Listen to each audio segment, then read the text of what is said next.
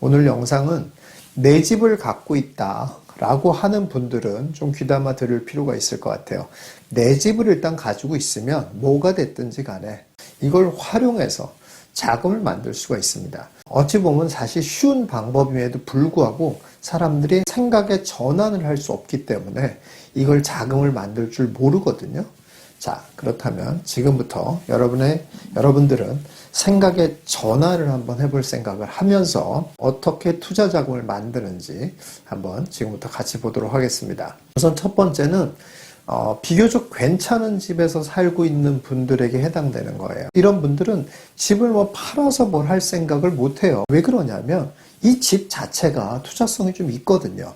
그러니까 냅두면 그래도 조금씩 다 올라간단 말이에요. 그런데다가 본인도 거주하잖아요. 거주의 만족도도 있단 말이에요. 그러니 이 집을 팔아서 뭘 하겠다 이런 생각은 못 한단 말이에요. 그런 분들의 생각이 꽉 막혀 있는 부분은 어떤 거냐면 예를 들어서 이 집을 팔잖아요. 그러면 이 집이랑 비슷한 정도의 수준의 집을 가야 되잖아요. 그러면서 돈을 남겨야 투자금이 나오잖아요. 근데 그럴 수는 없단 말이에요, 보면. 이러다 보니 그냥 계속 투자를 할 수 없어 이런 생각을 하게 된다는 거예요. 그렇지 않죠? 어떻게 하면 됩니까? 이렇게 투자성이 있는 집 같은 경우는 굳이 팔려고 하지 말고 여기를 전세를 놓고 본인은 월세를 가는 거죠. 당연히 월세에 대한 부담이 생기는 거잖아요. 그렇죠. 근데 여기서도 월세 부담을 아주 비교적 크지 않게 하는 방법이 또 있잖아요. 그 뭡니까? 소위 말하는 반전세로 가는 거죠. 그러니까 월세 비율을 좀 조절할 수 있어요. 이게 좀 가능한 게 왜 그러냐면 사실 시장에 나가보면 월세 매물이 잘 없긴 합니다. 반대로 월세를 찾는 수요도 적어요. 또 월세를 내놓는 대부분의 주인인 경우에 보증금과 월세를 조절할 수 있는 다 여지가 좀 있습니다. 그러니까 어떻다는 얘기예요? 내가 월세가 부담이 된다라고 하면 부담이 적어지는 수준으로 협상을 할 수 있다는 거예요. 예를 들어서 5천에 200만 원이다. 이렇게 이제 월세가 나와 있다고 그러잖아요. 그렇게 되면은 그런 거를 협상을 할 수가 있습니다. 그래서 2억에 140만 원. 이런 식으로 이제 한단 말이죠. 부담도 그렇게 크지 않고 가장 중요한 건 뭡니까? 투자금이 생기잖아요. 가장 기본적인 겁니다.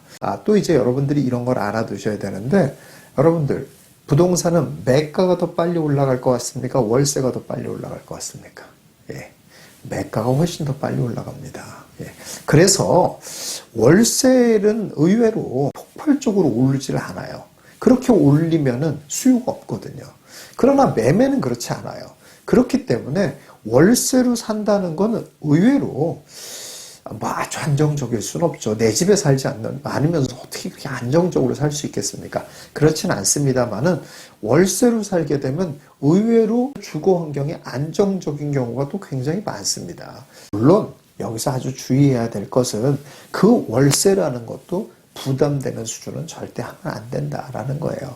부담이 안 되는 선에서 해야 되는 거지 그게 너무 부담이 되는 선으로 한다. 그러면 대출 많이 받은 거나 다를 게 하나도 없어요. 그렇죠. 위험한 상황이 되는 거죠. 그렇기 때문에 반드시 부담이 되지 않고 또 월세를 이제 길게 갈 수가 있는 거니까 그렇게 길게 가도 그렇게 큰 어려움이 아닐 수 있다라는 정도의 선을 잘 여러분들이 생각을 해서 전세 놓고 월세 거주하고 이 방법을 한번 고려해 보시면 좋겠다라는 겁니다.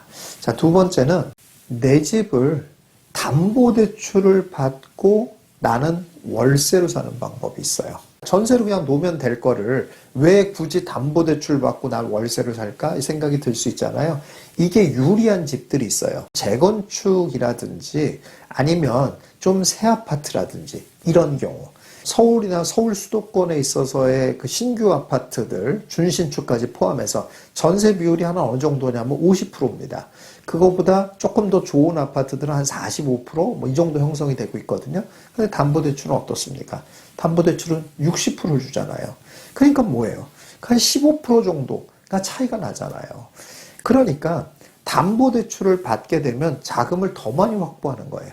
그리고 보증금 받아서 월세 놓고 그 월세를 가지고 담보대출 이자를 커버하는 거예요. 그리고 나는 나가서 월세를 사는 거죠.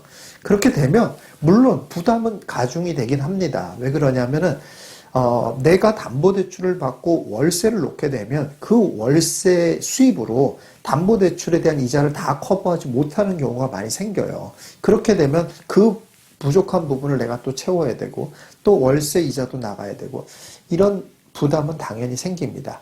자, 세 번째는 또 이런 분들도 있을 거예요. 저는 근데 다 이런 얘기 다 소용없어요. 왜냐?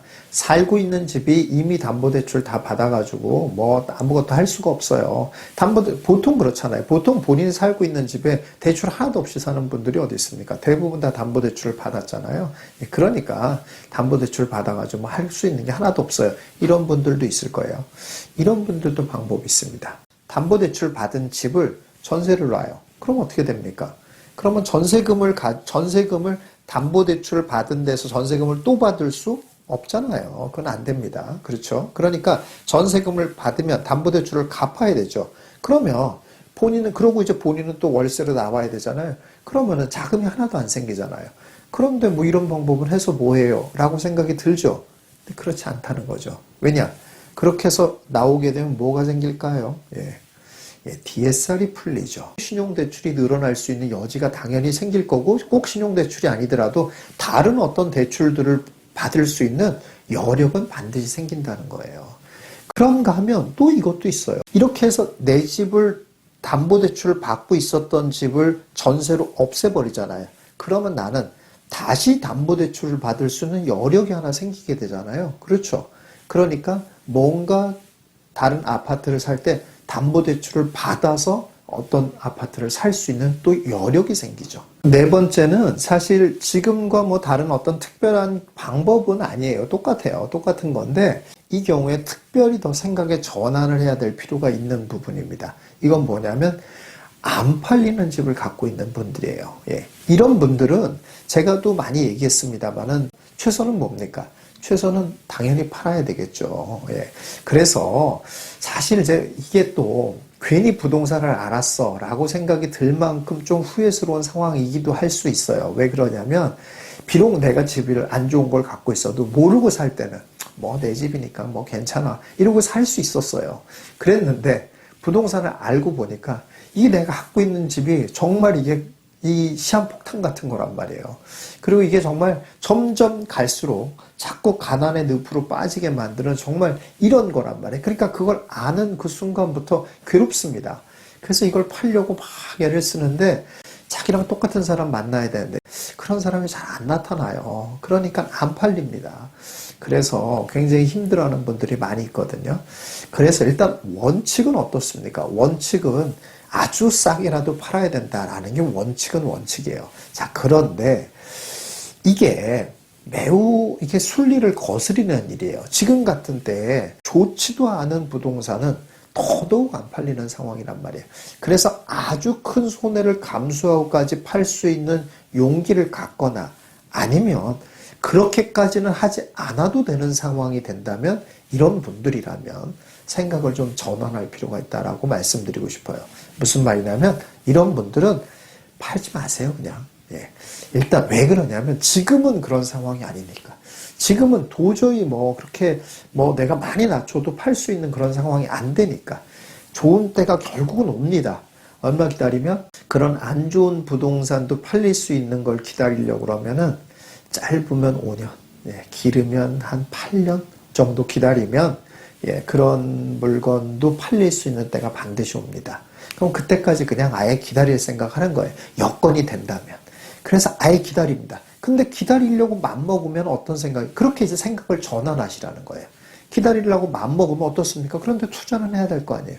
그럼 뭡니까? 이제 이거를 안 팔 생각을 하고 그렇습니다. 전세를 놓고 본인은 월세로 나오는 거예요. 어차피 이 집은 안 팔려요. 근데 이런 부동산을 갖고 있는 사람들은 왜 또 계속 그 집을 고수하냐면 본인이 거주하고 있어야 팔릴 확률이 높아지잖아요. 그건 맞아요. 그렇긴 한데 그 생각을 이제 버리는 거예요, 이제. 왜냐, 지금 상황은 거의 어렵다. 이런 걸 이제 인정해버리고 내가 정말 어렵지 않으면 아예 그냥 이제 5년에서 한 8년 정도 그냥 같이 갈 생각을 하는 거예요. 근데 그런 동안 아무 투자도 안 하고 살 수는 없잖아요. 그러니까 이 집을 이제 전세는 나간단 말이에요. 전세를 놓고 본인은 다른 데로 월세를 가서 거기서 자금을 만들어서 투자를 하면 된다. 이런 얘기입니다. 자, 이런 방법들을 활용해 보시면 될 것 같아요. 자, 여기서 이제 여러분들이 한 가지 또 알아두셔야 될 것은, 그러면 이제 월세로 옮기는 과정에 이 월세로 가는 이 집의 수준을 어느 정도로 할 거냐. 이걸 또 많이 고민스러울 상황이기도 합니다. 왜냐하면 똑같은 수준으로 가자고 하니 뭐 돈을 그러니까 투자 자금으로 만들 수 있는 게 별로 없는 것 같고, 또 월세 부담도 많이 되고, 많이 낮은 선으로 가려고 하니 너무 주거 만족도가 떨어지는 것 같고, 뭐 이런 것 때문에 어느 정도로 선으로 해야 되는지 매우 갈등을 겪는 경우가 많습니다. 저는 이럴 때 뭐라고 말씀드리고 싶냐면은, 일단 뭐든지 부동산 투자는 일단 장기전이에요, 기본적으로. 그렇기 때문에 너무 과한 선택은 하지 말아라. 예, 그래서 본인이 의지적으로 내가 조금 주거 환경을 불편하게 하면서라도 자금을 만들어서 내 미래를 위해서 투자하자라는 이런 정신은 너무 좋아요. 그러나 그때 너무 욕심을 앞세우고 너무 의욕을 앞세우면 안 된다는 거예요. 왜냐? 그럼 장기전에서 꼭 지칩니다. 그래서 오히려 성과가 내기 전에 본인이 먼저 나가 떨어져서 성과는커녕 비용만 날리는 경우가 굉장히 많습니다. 그래서 적당한 선에서요. 적당한 선에서. 그러니까 장기전이 될 거다라는 걸 아예 염두하고 가라는 거예요. 그래서 제가 월세를 할 때도 아까 서두에 얘기한 것처럼 너무 월세를 많이 내게 되면 자금을 더 많이 확보하잖아요. 근데 그것도 하지 말라고 얘기를 한 거예요. 적절하게 월세도 내가 이 정도는 매달 내도 괜찮아 라는 선을 잘 선택하라는 거예요. 그 부분을 여러분이 꼭 명심하시기 바라겠고요. 자, 어떻습니까? 이렇게 내 집을 가지고 있는 분들은 생각의 전환을 한번 해보시면 또 자금을 만들 수 있는 여력이 충분히 있다는 겁니다.